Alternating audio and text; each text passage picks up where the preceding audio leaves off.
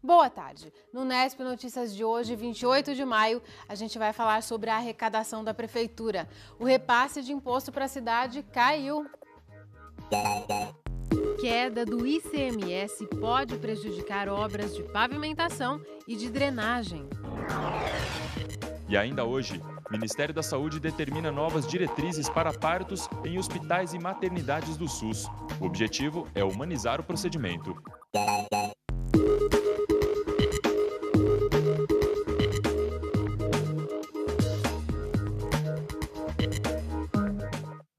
Foi realizada ontem uma audiência pública para apresentar o desempenho financeiro da Prefeitura nos primeiros 4 meses deste ano.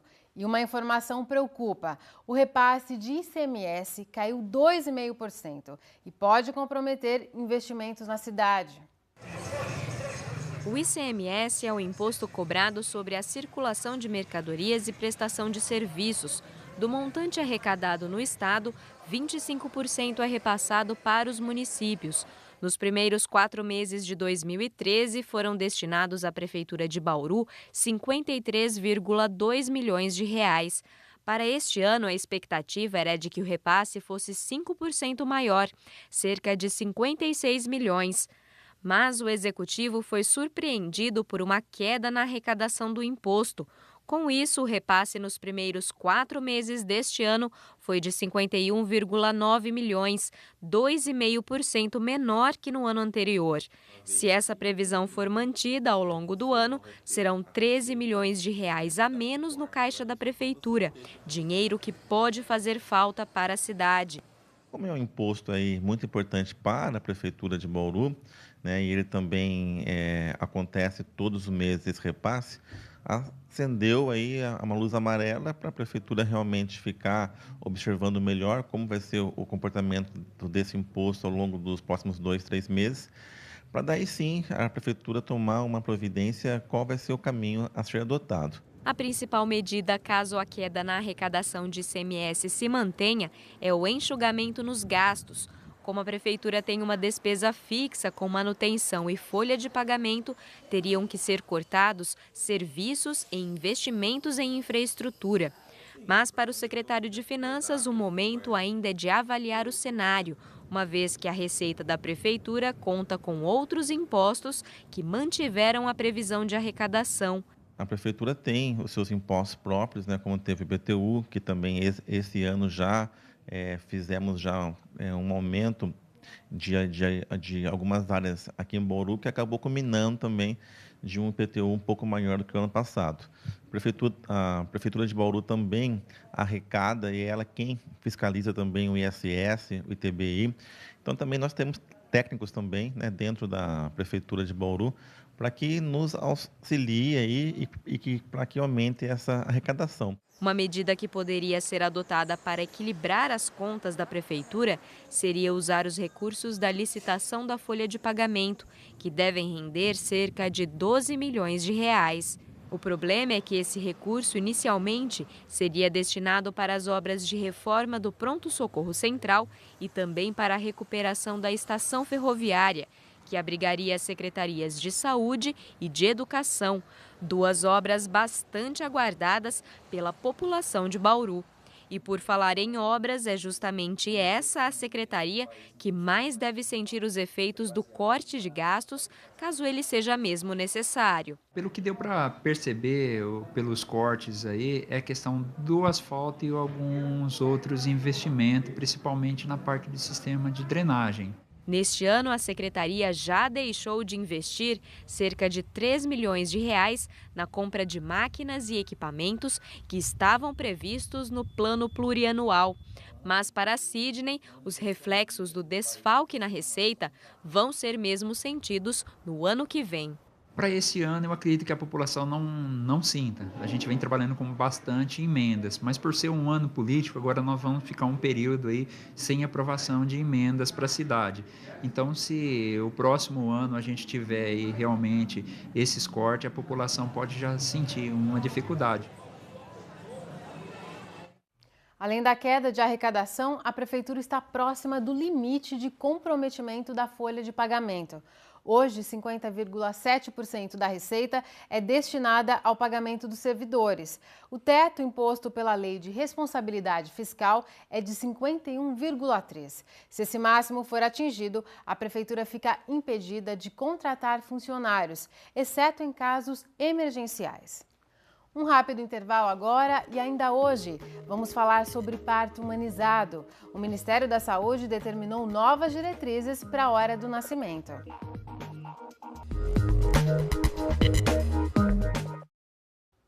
A Unesp subiu 2 posições no ranking das melhores universidades da América Latina, divulgado ontem. Segundo o levantamento, a Unesp ocupa a 9ª posição. A USP perdeu a 1ª colocação e aparece em 2º lugar no novo ranking, que agora é liderado pela Pontifícia Universidade Católica do Chile. Já a Unicamp manteve a 3ª posição, obtida no ano passado.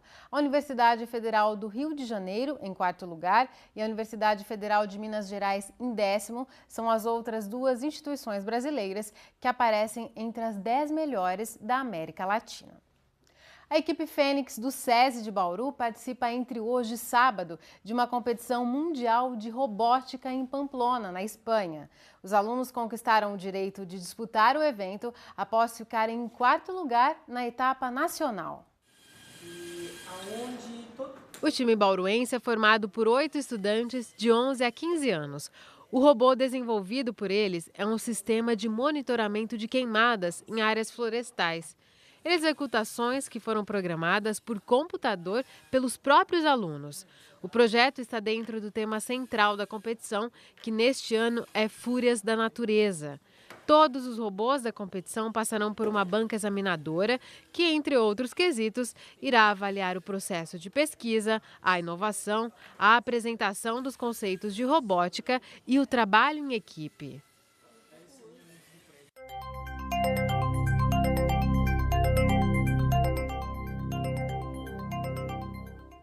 A temperatura subiu um pouquinho hoje e a previsão é de que continue em elevação, mas o frio deve permanecer.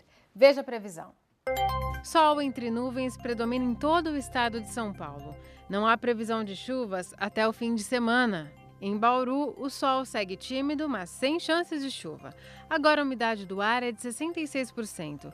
Os ventos sopram a apenas 8 km por hora.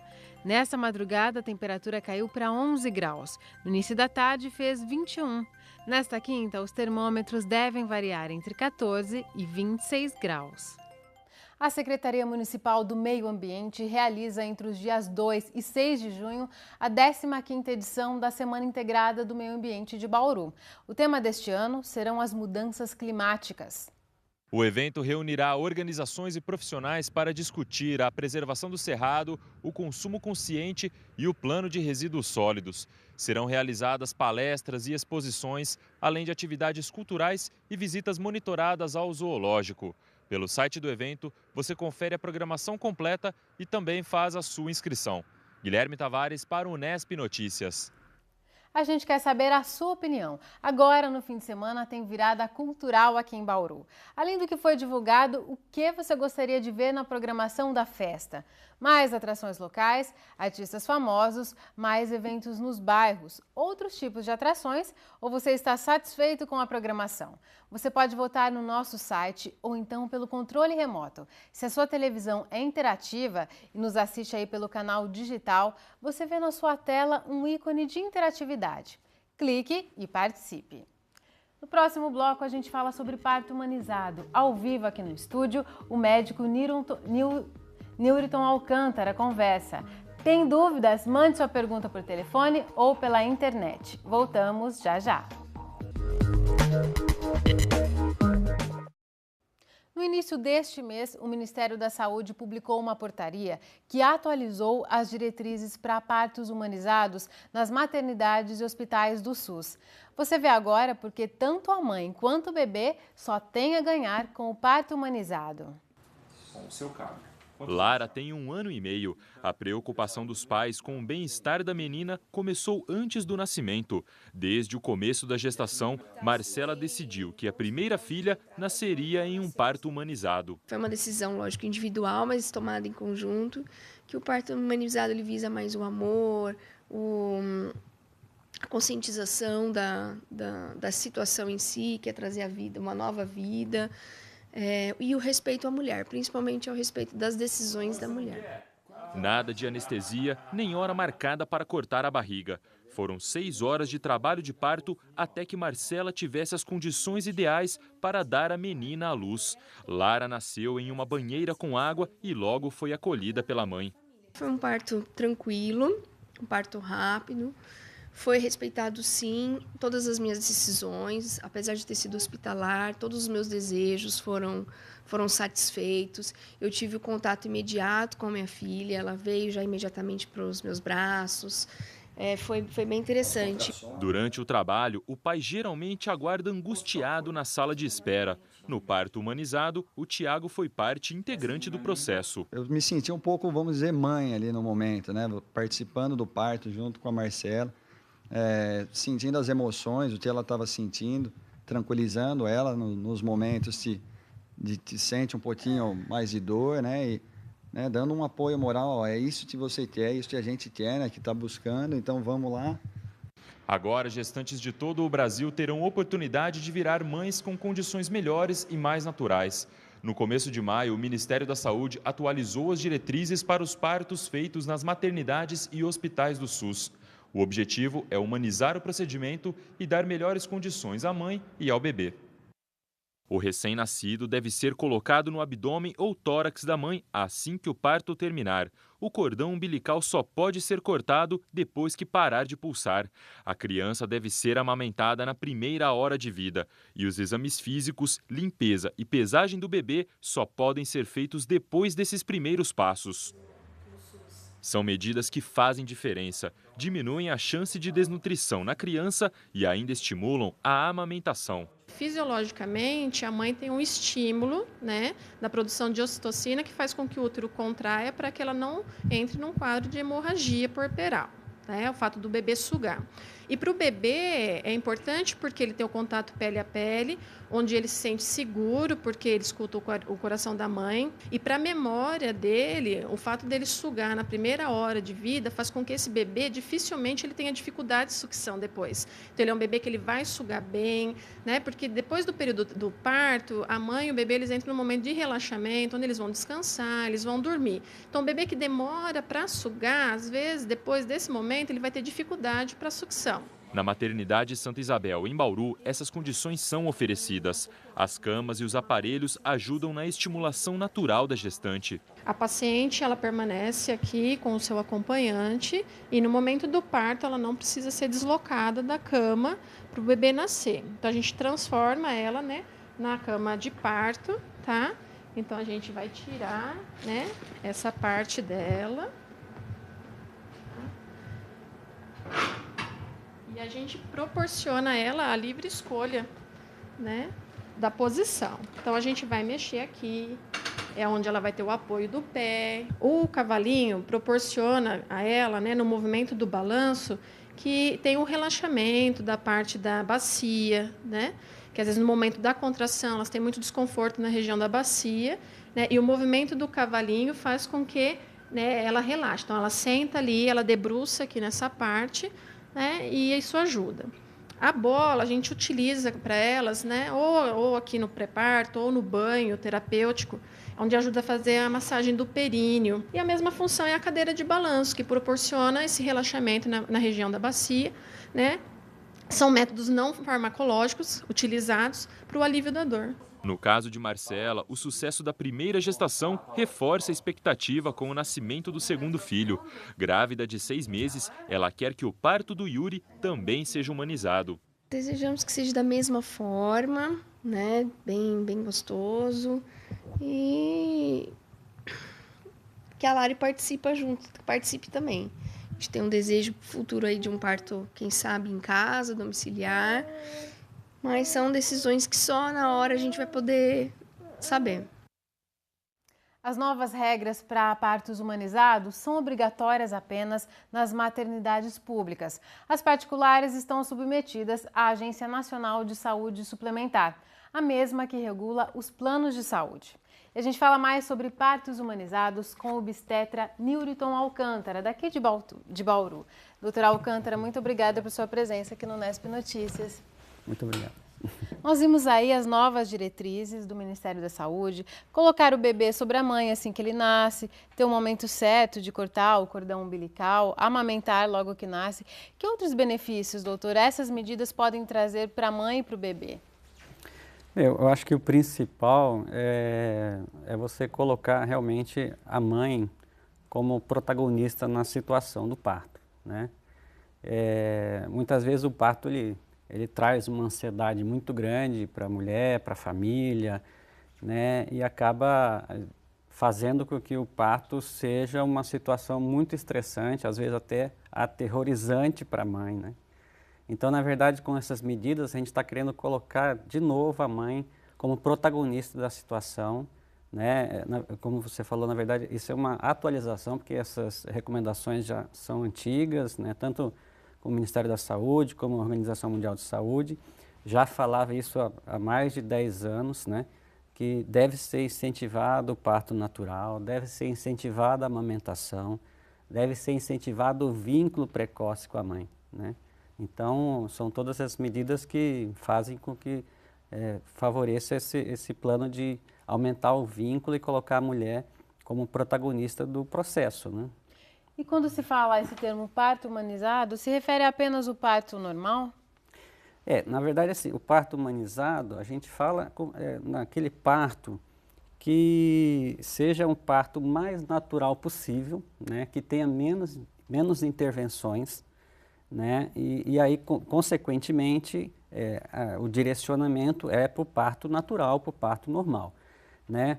Então, havendo necessidade, às vezes, de alguma intervenção, aí isso vai ser analisado durante o processo, durante o trabalho de parto.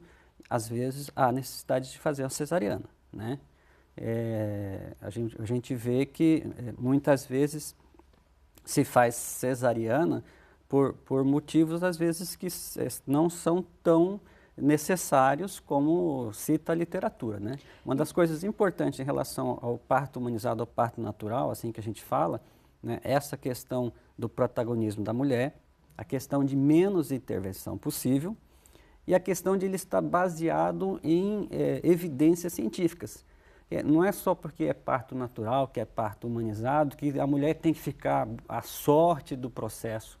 Não, todos esses critérios que foram falados e vários outros que existem em relação ao parto humanizado, eles são baseados em estudos científicos, né? Tem benefícios, tem coisas que trazem benefícios que devem ser feitas e tem coisas que não trazem benefícios que devem ser evitadas, né? Como assim, o uso do remedinho para dar dor de maneira rotineira, na verdade é uma coisa que muitas vezes não traz benefício. Para adiantar o parto. Para adiantar o parto, para acelerar o parto, né? Então, isso, na verdade, algumas situações pode necessitar, sim, então, mas não é uma coisa rotineira. E o senhor citou a questão das cesáreas, inclusive o Brasil, ele lidera um ranking de país que mais faz cesáreas no mundo. A OMS, ela indica, o recomendado é que 15% dos partos, no máximo, sejam cesáreas. Aqui no Brasil é mais da metade, 52%.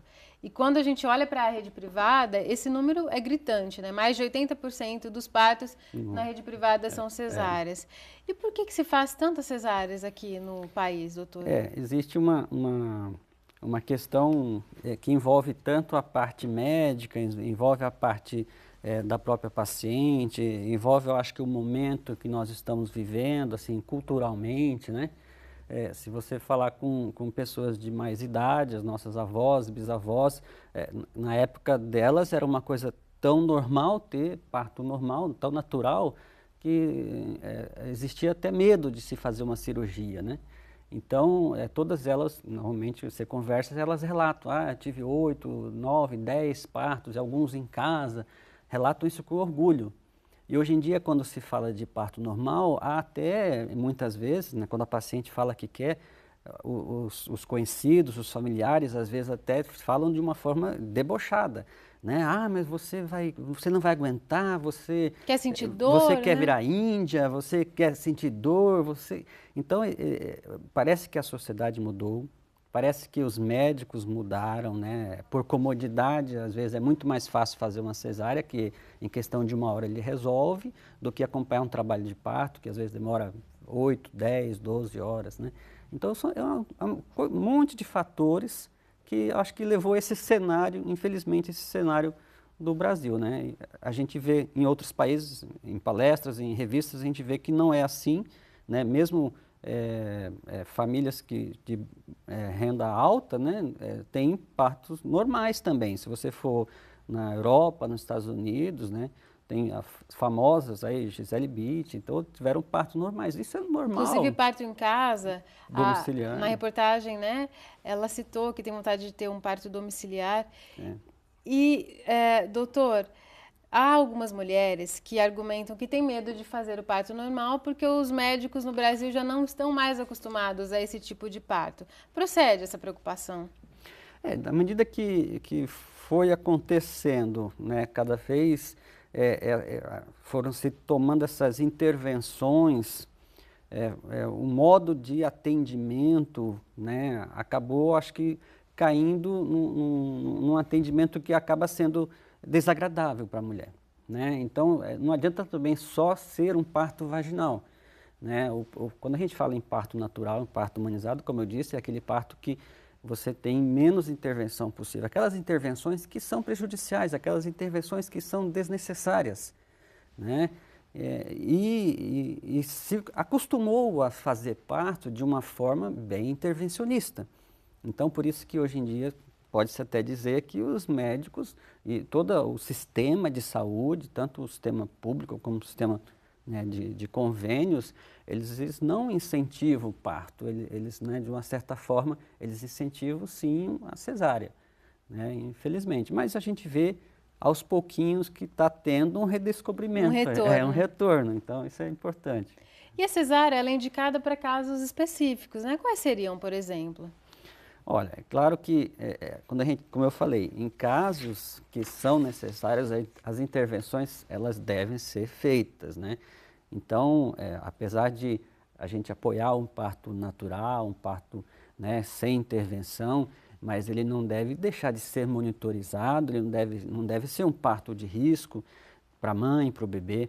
Então, nas situações, por exemplo, se há um prolapso de cordão, que é uma situação em que o cordão sai na frente da cabeça do bebê, não vai ter condições de nascer, porque aí o bebê estaria ele mesmo colocando a circulação dele, comprometendo a circulação dele, diferente da circular de cordão, quando o cordãozinho enrola no pescoço, que normalmente não causa problema nenhum, né? Olha, muitas vezes é uma contraindicação de parto normal, é colocado, né? Por exemplo, quando a criança está tendo um sofrimento intraparto, né? Então é feito um monitoramento, é acompanhado os batimentos cardíacos do bebê, e quando há um sofrimento intraparto, você não vai deixar que esse sofrimento comprometa o bebê, então é indicado uma cesariana. Quando a placenta está localizada à frente também do bebê, ela está, né, na abertura do colo do útero, então assim que começar a ter as contrações, que começar a ter dilatação, vai sair a primeira placenta, então vai comprometer a circulação do bebê. E alguns outros casos de patologias graves, né, pré-eclâmpsias graves, alterações, né, graves do bebê ou da mãe, sim, aí seria indicada a cesariana. Mas cai mais ou menos nesse índice que você falou, que a Organização Mundial de Saúde cita, que seria 15%. Em torno de 15%, né? Pra você ter uma ideia, os Estados Unidos eles estão preocupados que lá está em torno de 20%, 25%. Eles estão super preocupados, que estão com cesarianas em torno de 20%, 25%. Aqui no Brasil, infelizmente, a gente tem um índice alto, né, que não se justifica cientificamente. Aí são essas outras questões que a gente já falou, né?